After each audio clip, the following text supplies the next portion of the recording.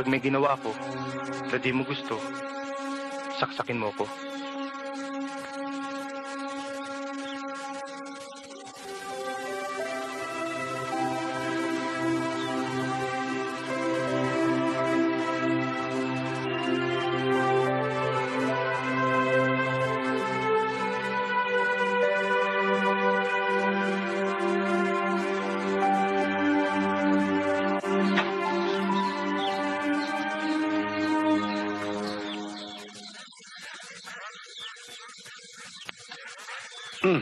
Tao po.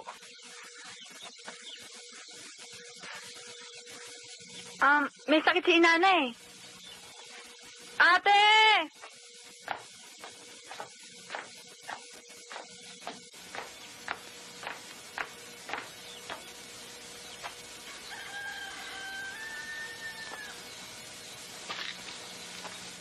Ate, ikaw na muna makipaglaro kay Miguel, ha?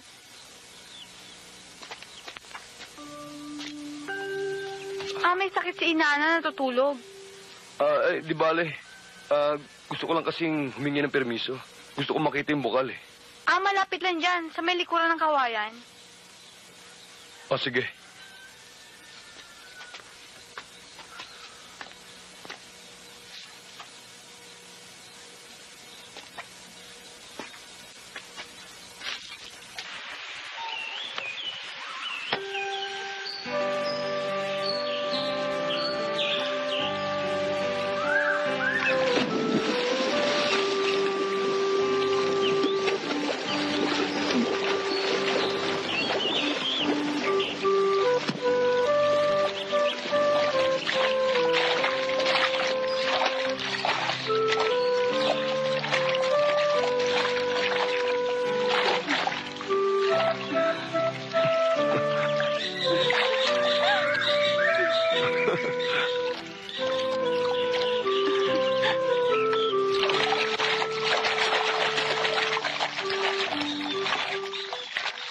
Daan-daan na. Ano ba yan? Bakit?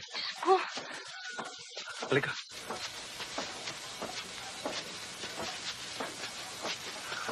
ano bang lugar to? Magandang araw sa inyo. Magandang umaga naman ho. Nandiyan ba si Inana? May sakit ho siya eh. Ha? Sana hindi grabe. Napadaan lang ako kasama ko yung mga kasosyo ko. Si Ador. Magandang umaga ho. Siya yung arkitekto. At saka itong si June, siya yung engineer. Gusto niya kasi makita kung gaano kahabang tubo yung ilalagay niya mula sa bukal hanggang sa amin. Siya nga pala. Kasama ko yung girlfriend ko, si Hazel. Ang ganda naman pala dito sa inyo. Wait till you see the spring. Ay, tuloy ho kayo, kaya lang medyo makalat. May sakit nga ho kasi si inana eh. Hindi. Hindi ko na kayo aabalahin. Gusto ko lang na may pakita sa kanila yung bukal. Samahan ko na ho kayo. Hindi, wag na. Baka may ginagawa ka. Alam ko naman yung daan papunta dun eh. Hi! Mahirap bang gawin yan? Hindi. Lalo na kung ito ang araw-araw mong ginagawa.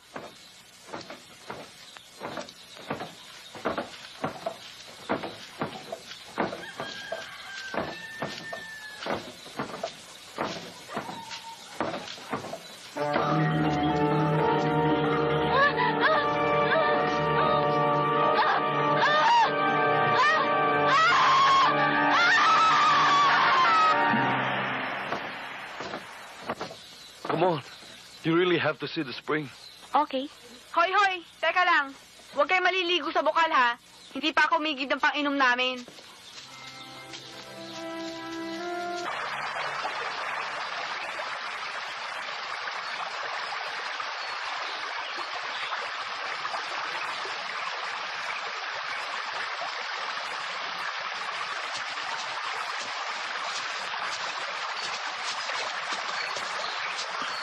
Hi, Esper. Ano yan? Anong isda yan? Baka naman pwede namin bilhin yan? Mukhang masarap eh. Fresh na fresh pa. Papaluto namin sa bahay. Hello?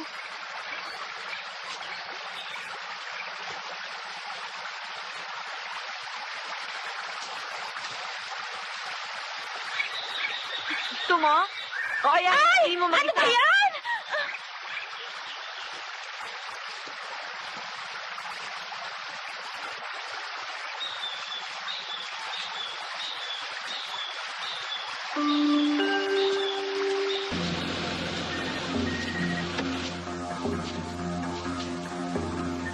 Oh. Ano ginagawa mo dito? Wala. Gabi na. Tumuli ka muna. Halika. Halika, tumuli ka muna.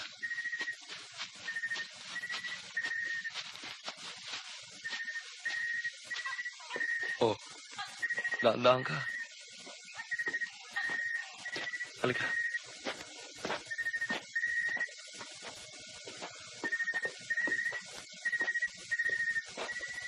Oh. Halika na. Huwag kang mahiya. Oh. Halika na. Tuloy ka. Halika na.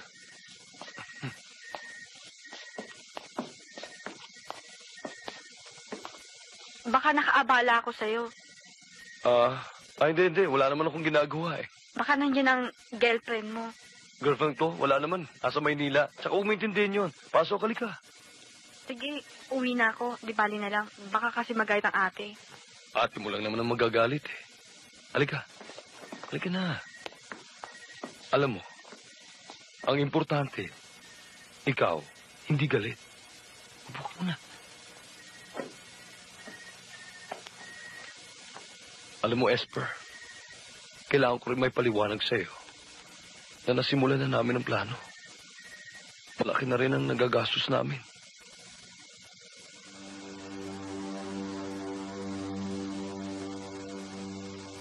Esper, sabihin mo sa ate mo na hindi ko naman sana sisimulan to kung hindi unang pumayag si Inana. Hindi naman patas para sa akin ang ganito. Nabasan niyo na lang ako iiwan sa ere. Tsaka hindi lang naman para sa akin to eh. Para sa inyo rin.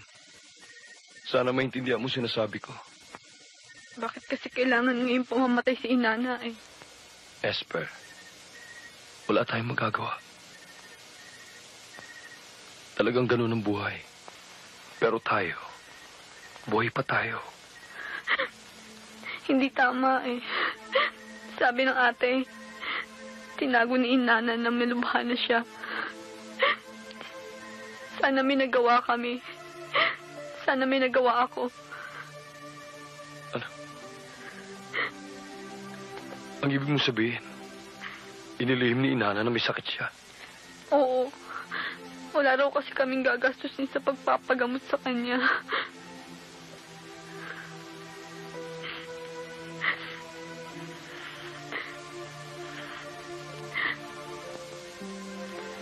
Kung matutuloy na pagkasunduan namin ni Inana, hindi mangyayari ang ganito.